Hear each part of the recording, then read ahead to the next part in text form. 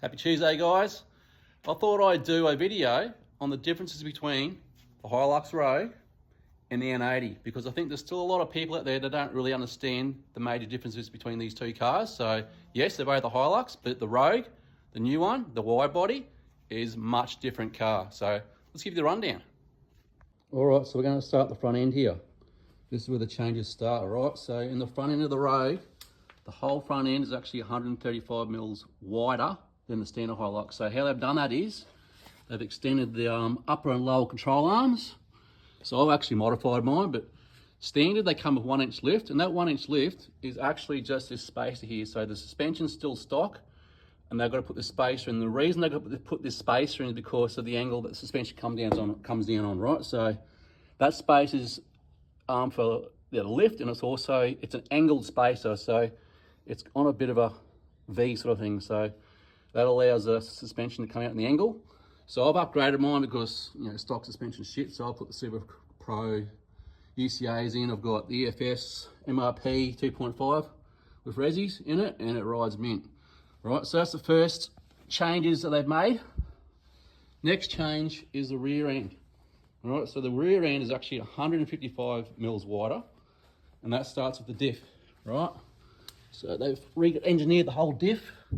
So the diff's wider, and because they've done that, they've had to remove the whole entire suspension, the shockies, from where it usually goes under here to the outside of the chassis. So once again, I've got the EFS MRP in there because the standard stuff is crap, and they have an inch lift standard, but all the inch lift is just a block under there. So I've gone and also upgraded that to Formula 4x4 comfort springs for a nice ride.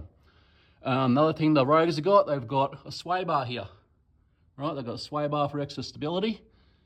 And we keep going around here in the back, we've got disc brakes, right? So these things stop really good. So the next thing, the interior, a couple of different things there. We'll just go and have a look in there. So inside, it's pretty much the same dash and everything, except they've just got different inserts, you know, a bit of a chrome looking insert. They got the JBL sound system. So you've got a subwoofer in behind the back seat with an amp, and we've got JBL speakers all around, plus speakers up here. So the sound system sounds pretty good, standard. And we've got a black roof lining, so that looks pretty good. And we obviously got leather seats under here, and they're heated. And it's like your standard rear locker, so I'm going to upgrade it to a front locker as well. And if you're interested in these, I run Osgo 5D floor mats in my cars as well. So I've got these upgraded ones with removable mats, which are handy. So these are awesome, guys. You don't get any muck on your carpet. They're awesome, good quality. If you want to check them out, check out one of my pinned posts, and I'll get you a discount and you might even win some. Anyhow, keep going. So back here, we've got the electric shutter. So you simply push that. Now you can also use your key. So you double click on your key and this will open and close as well. And we've got LEDs in there. It's pretty good. But there was issues with these when they first come out, and there is a warranty claim on these. So the gears actually wear out inside there. And they have plastic gears, so they fuck out and they put steel gears in there. So that's been done under warranty. Apart from that, everything else is pretty much the same. Same body and everything, but all the suspension and diff and driveline has been upgraded. So other mods I've done so far is I've put a Iron Man raid bar on the front with all the driving lights and that bar light there, and I've put obviously the off-road armor wheels on it, and that's got 275 77E. So you would have seen my other video I done a couple of days ago where I've had to do a bit of a mod on the guard, and we're going to test that out.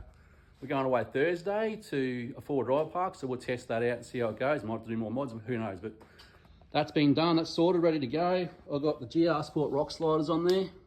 If you're looking at putting rock sliders in your N80, I fucking recommend these. These things are solidly built. They're a great designed rock slider. Bit of a pain in the ass to put on, but they are solid. Highly recommend them. And also I run the Osgo Slimline weather shields. I run the Osgo dash mat.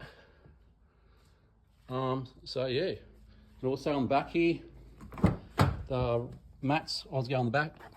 So they run all the way across, one whole piece.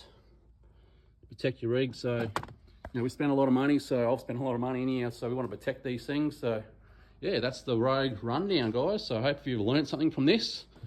Shut some of your mates up, think, oh, it's just an N80, it's the same thing. Well, they're not. So, have a good rest of the week. No, I'm going to, because we're heading away Thursday. So, here's one more thing I forgot, a couple of things I forgot. When you lift these too, well, especially with the MRP EFS stuff, you got to do a sway bar relocation. So that comes with a sway bar relocation kit. I also did a diff drop, and I've also got a winch on here as well. So we've got the monster winch under here as well for my man. So we use that last trip and it works great. One more thing, yeah, I've got the SCF bash guards under there, stainless steel bash guards as well. And probably a couple other things I forgot. Oh, one more thing too, because these things are so wide, and this has got about almost 4-inch lift in it. Look at the drive shaft. There's not much angle on that, so that's another bonus of these things as well. You get less chance of fucking out your boots and drive shafts. That's it. See you later.